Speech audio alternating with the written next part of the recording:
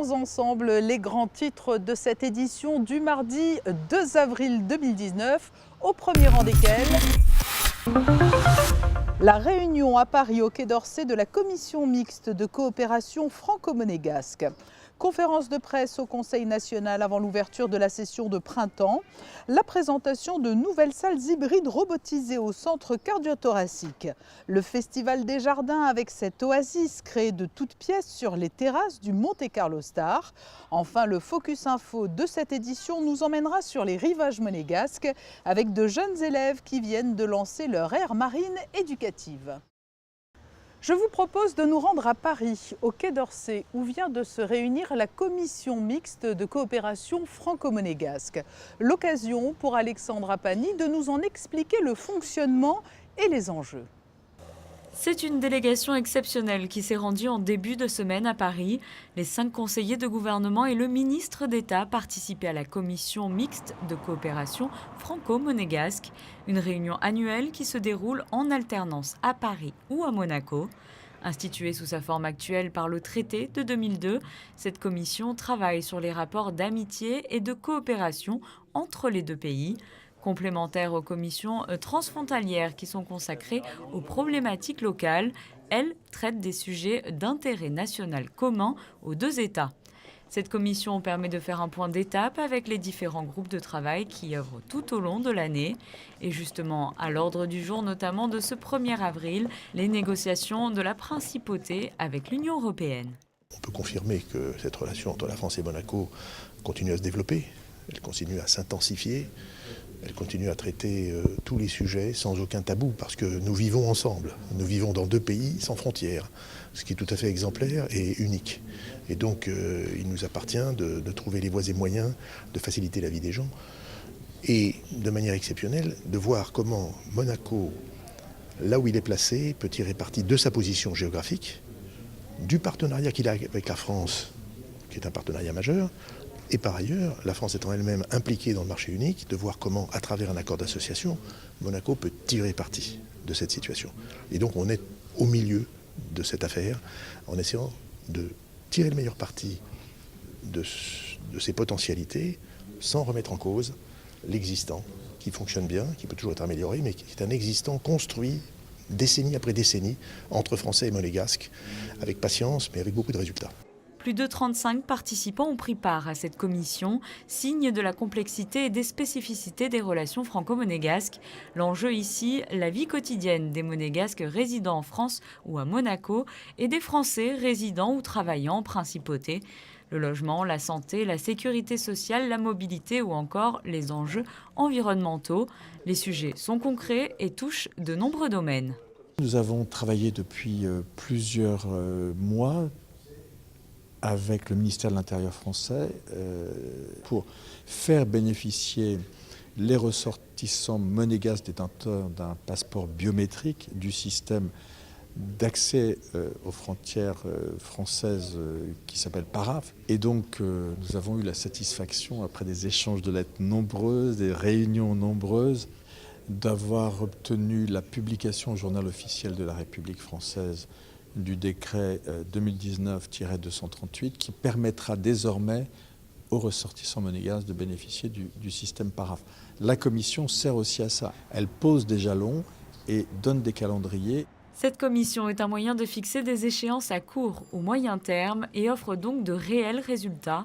Elle incarne ainsi concrètement les liens exceptionnels qui unissent la France à Monaco, des liens spécifiés dans la Constitution monégasque et qui soulignent la communauté de destin de ces 2 pays. Retour à Monaco où la session de printemps du Conseil national débutera demain. Vous pourrez d'ailleurs suivre en direct sur Monaco Info à partir de 18h30 l'ouverture de cette session. En préambule, le Conseil national a organisé une conférence de presse mardi matin pour passer en revue les grandes thématiques qui seront au cœur de cette session de printemps. Christine Datomel y assistait. Le prince a entendu la voix des Monégasques. Après l'annonce historique du plan national logement qui permettra la construction de plus de 1800 habitations sur les 15 prochaines années, le Conseil national se penche sur de nouveaux dossiers. À quelques heures de l'ouverture de la session de printemps, le président du Parlement et les élus ont présenté lors d'une conférence de presse au Conseil national les différents dossiers, tous liés à des sujets de société qui composeront ces prochaines séances législatives. Nous allons donc étudier la dépénalisation de l'interruption volontaire de grossesse, la légalisation de l'union libre à travers le vote d'un contrat de vie commune qui, pour le Conseil national, doit concerner les couples qui s'aiment et seulement les couples qui s'aiment, quelle que soit leur orientation sexuelle. Il y aura également le vote de l'augmentation du congé maternité de 16 à 18 semaines pour les salariés du privé. Et nous voulons aussi parler de l'extension du congé paternité. Et puis, enfin, parmi les questions importantes pour s'adapter à l'évolution des mentalités, nous souhaitons au Conseil national, et nous avons voté à l'unanimité des 24 élus une proposition de loi en ce sens, nous souhaitons la liberté de choix pour les commerçants, pour les salariés et pour les consommateurs, donc de pouvoir profiter de l'ouverture des commerces de détail chaque dimanche. Autre dossier qui fait débat, le sujet Monaco Télécom. Parmi les textes qui seront portés par la Commission du développement du numérique lors de cette session de printemps, un dossier qui concerne une évolution du droit d'auteur afin de permettre à l'opérateur de moderniser et d'améliorer son offre de services. À Monaco, les résidents, les Monégasques n'ont pas le choix de l'opérateur, il fallait à minima qu'ils aient le choix des offres. Et c'est la raison pour laquelle la nouvelle offre, la Box Mini, qui est actuellement en cours de déploiement et en cours d'affichage sur la principauté, marque un changement de paradigme important, puisque enfin l'opérateur laisse le choix. Et ça, pour nous, c'est un discours récurrent. Il faut que les usagers de Monaco Télécom aient davantage de choix et que ce choix se traduise aussi par des prix sur de l'entrée de gamme, des prix plus abordables. Retrouvez donc mercredi dès 18h30 sur Monaco Info la séance publique d'ouverture consacrée à la première session ordinaire de l'année 2019, appelée également session de printemps. Une première à présent. Le centre cardio-thoracique de Monaco vient d'inaugurer 2 salles angiographiques hybrides. Alors pour comprendre ce qui se cache derrière ce terme très scientifique, les explications de Fabien Bonilla. Il est face au port Hercule et ouvert depuis 1987. Le centre cardio-thoracique de Monaco est un centre hospitalier privé dédié à la pathologie cardiovasculaire et thoracique de l'adulte et de l'enfant. Eh bien, le CCM, comme on l'appelle également, vient d'ouvrir 2 salles angiographiques hybrides, ou plus simplement 2 nouvelles salles hybrides robotisées, les premières du sud-est de la France. Une ouverture en présence de son Altesse royale, la princesse de Hanovre. Ces salles vont optimiser la prise en charge des patients relevant de la chirurgie cardiaque, de la cardiologie interventionnelle et de la chirurgie vasculaire. L'association d'une salle d'intervention chirurgicale et d'un système de radiologie perfectionné comme ici permet des interventions par voie endovasculaire intégrant imagerie 2D et 3D. Pendant la conférence de presse s'est déroulée une intervention dans une des 2 salles. Projetée dans la salle de réunion, il nous a été possible de nous entretenir en live avec le chirurgien vasculaire. Pour les téléspectateurs de Monaco Info, pour que ce soit le plus simple et clair possible, qu'est-ce que vous êtes en train de faire dans cette salle ? Dans cette salle, on est en train de reconstruire une aorte au niveau des artères digestives et des artères rénales. Qu'est-ce que peut apporter ce nouveau système, ce nouveau matériel, cette nouvelle salle au centre cardio ? Qu'est-ce que ça change par rapport à d'autres systèmes ? On limite les quantités de produits de contraste de manière extrêmement importante, c'est-à-dire qu'on limite le risque de complications rénales et notamment d'altération de la fonction rénale, qui reste une clé du pronostic de ces patients et de ce type de pathologie. En quelques mots, c'est plus simple pour vous, c'est plus sûr pour le patient ? Alors, plus simple pour nous et beaucoup plus sécurisant pour le patient. C'est presque une condition sine qua non pour faire ce type de reconstruction. Merci beaucoup. Pour mieux comprendre la définition d'une salle hybride, c'est une salle d'intervention qui associe les caractéristiques d'une salle de radiologie interventionnelle et les contraintes structurelles d'une salle d'opération classique de chirurgie cardiaque et vasculaire. Une salle hybride permet de réaliser des procédures par voie percutanée en passant par l'intérieur des vaisseaux, comme par exemple pour le traitement des anévrismes et des dissections de l'aorte. Ces 2 salles d'intervention hybrides sont équipées des derniers systèmes d'intervention de Siemens Healthineers. Ce nouveau matériel est une véritable amélioration dans le domaine de l'imagerie en fonction des différentes pathologies et ça permet à la robotique d'être l'œil du spécialiste pour être plus précis et pouvoir remplacer la chirurgie classique de plus en plus par de la cardiologie interventionnelle et donc beaucoup moins invasive. Nous avons depuis 1991 projeté, avant l'ouverture en 1986, une première salle hybride. Comme elle a été très utilisée, on a fait une seconde, évidemment. 30 ans après, les matériaux sont différents. C'est une salle où on peut à la fois faire des examens et intervenir, s'il le faut, chirurgicalement ou par voie endoluminale. Pour finir, le centre cardio-thoracique, en quelques chiffres, c'est une équipe médico-chirurgicale permanente de 3 chirurgiens et de 3 assistants, 4 cardiologues interventionnels, 3 cardiologues, 4 anesthésistes. Le CCM, c'est également 13 000 m² répartis sur 12 niveaux, 51 lits, 15 lits de réanimation et désormais 2 salles angiographiques hybrides. C'est l'heure de prendre connaissance de l'actualité toute image entre une opération de dépollution au centre commercial Carrefour et une belle victoire pour la Roca Team. Dans la lutte pour la préservation de l'environnement, une machine a été installée ce lundi dans le parking du centre commercial de Fontvieille. C'est un test de dépollution, l'objectif étant d'aspirer l'air pollué des voitures dans le parking. Dans environ un mois, des premiers résultats seront effectués et s'ils sont concluants, cette machine de dépollution pourrait être définitive et le dispositif pourrait être déployé dans les autres parkings de la principauté. En sport et en basket, sachez que la Roca Team s'est imposée à l'extérieur face à Chalon-Reims lors de la 24e journée de championnat, 86-93. Monaco est actuellement 4e au classement. Prochaine rencontre à domicile ce dimanche à 18h30 face à Bourg. Allons nous balader dans un tout nouvel espace vert. Il se situe sur les terrasses du Monte Carlo Star. Une multitude d'arbres, de plantes, de cactés ont été installés le long de la promenade qui existe, elle, depuis bien plus longtemps. Sandrine Nègre vous guide dans cette promenade. Un balcon sur la Méditerranée. Ce jardin réalisé dans le cadre du Festival de la Côte d'Azur, mais hors concours, tient toutes ses promesses. Inauguré, vous le voyez, à la fin du mois de mars, il plonge très rapidement les visiteurs et toutes les personnes qui se promènent dans un univers à la fois vert, paisible, dépaysant. C'est un jardin qui s'articule selon plusieurs thèmes. On retrouve un jardin sec, qui est un jardin qui reprend les thèmes du jardin du Maghreb, avec des plantes succulentes, beaucoup de couleurs.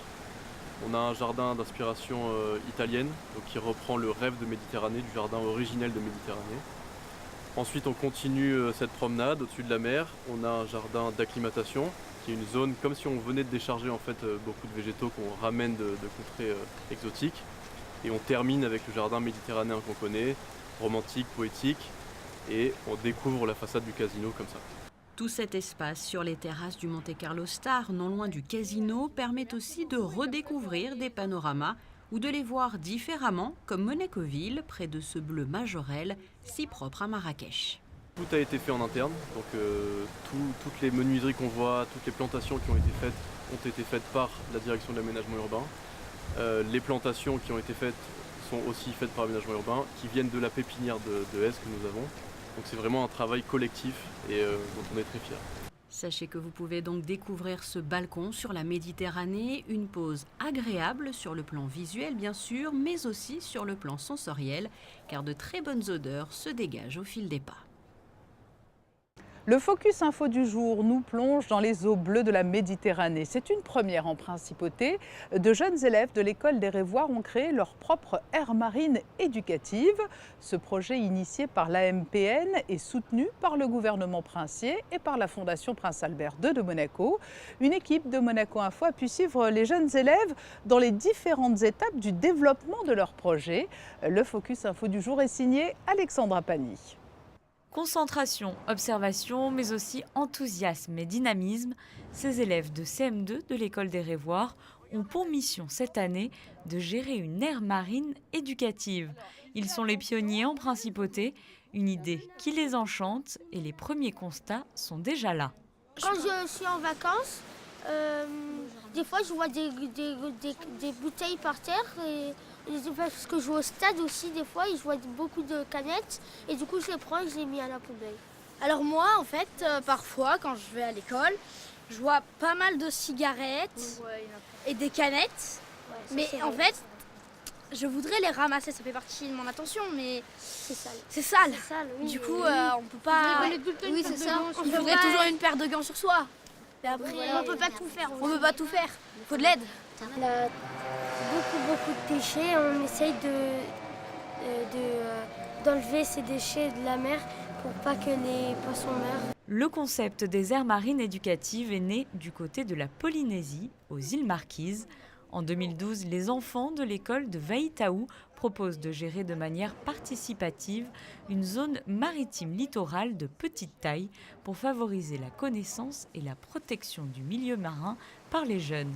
Un principe qui fait mouche à l'association monégasque pour la protection de la nature qui décide de l'importer en principauté. Les enfants de la classe de 7e C de l'école des Révoirs ont déterminé la zone sur laquelle ils souhaitaient travailler et dont ils veulent véritablement s'occuper. Donc en fait, ils vont au fur et à mesure, après avoir une bonne connaissance du site, c'est ce qu'on a fait encore ce matin, puisque ce matin on a fait un état des lieux supplémentaire pour déterminer quelles sont les activités humaines sur la zone. Quand ils auront vraiment une bonne connaissance du site, ils vont dire voilà, nous, sur ce site, on veut mettre en place telle action. Et systématiquement, on va demander aux personnes concernées d'intervenir pour les accompagner. Si par exemple, à un moment donné, ils veulent connaître quels sont les suivis scientifiques qui sont faits sur la zone, en mer, ils peuvent s'orienter soit vers la MPN, soit aussi vers la direction de l'environnement. S'ils constatent, on l'a vu ce matin, que certains bateaux peuvent venir trop près de la zone, trop près du bord de mer, trop vite, ils vont s'adresser à la direction des affaires maritimes. Un projet fédérateur qui permettra une meilleure sensibilisation du grand public. Les enfants présenteront de manière officielle ce projet le 27 mars prochain, devant notamment le Prince souverain à l'occasion de la Semaine des océans. Le bleu de la Méditerranée qui fait écho au bleu du ciel, mais cela ne devrait pas durer. Voyons ce que nous réservent les cartes météo pour les jours qui viennent. Mercredi, un changement de temps avec des nuages et de la pluie, voire même des orages. Les températures varieront de 10 le matin à 12 degrés dans la journée. Jeudi, de la pluie tôt le matin, laissant place à des éclaircies tout le reste de la journée. Il fera de 8 à 14 degrés. Vendredi et samedi, des nuages laissant place par moments à de belles éclaircies, comptées de 9 à 15 degrés. Dimanche, le retour de la pluie, mais ça sera de courte durée puisque le soleil refera son apparition dès lundi. Voilà, vous savez tout des grands titres de l'actualité. Vous pouvez également nous suivre sur nos réseaux sociaux, Facebook, Instagram et Twitter. Dans un instant, la suite des programmes sur Monaco Info.